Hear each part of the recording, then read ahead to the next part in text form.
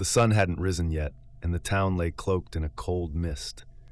A red-haired 12-year-old Tommy pedaled his rickety bike, tossing newspapers onto porches with practiced precision. He was the only paperboy willing to take the old Briar Lane route.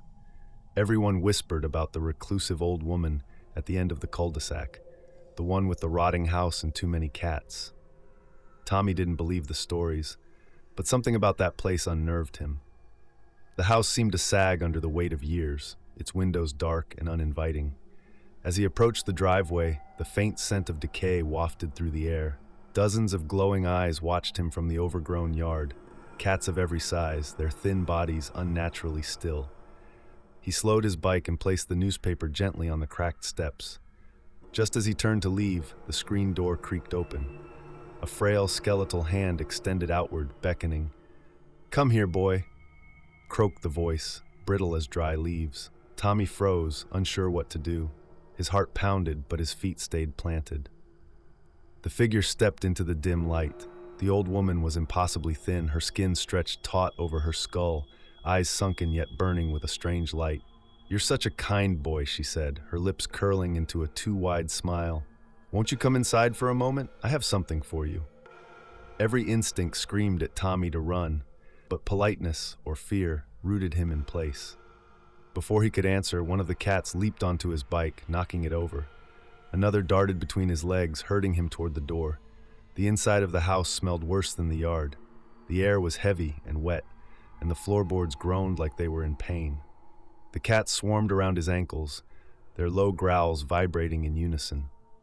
The old woman shuffled ahead, muttering to herself. Tommy's eyes adjusted to the dim light, and he saw the walls were covered in strange symbols drawn in what looked like dried blood.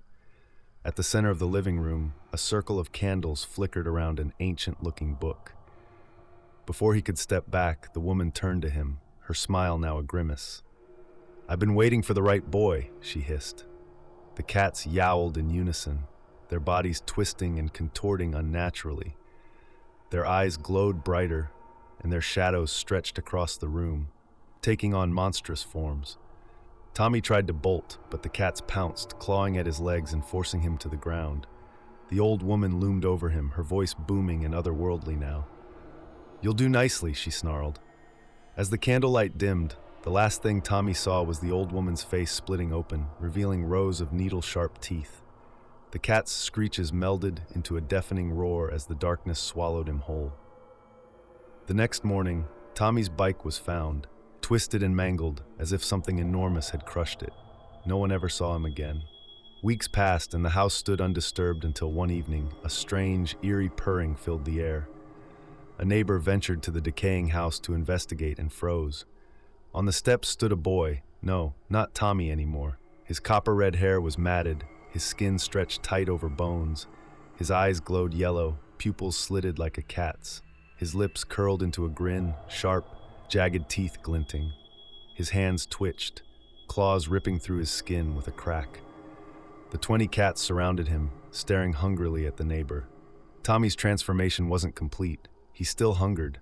The scent of flesh filled the air, and the boy creature began to move, his gaze locking with the neighbor's, a deadly promise in his eyes.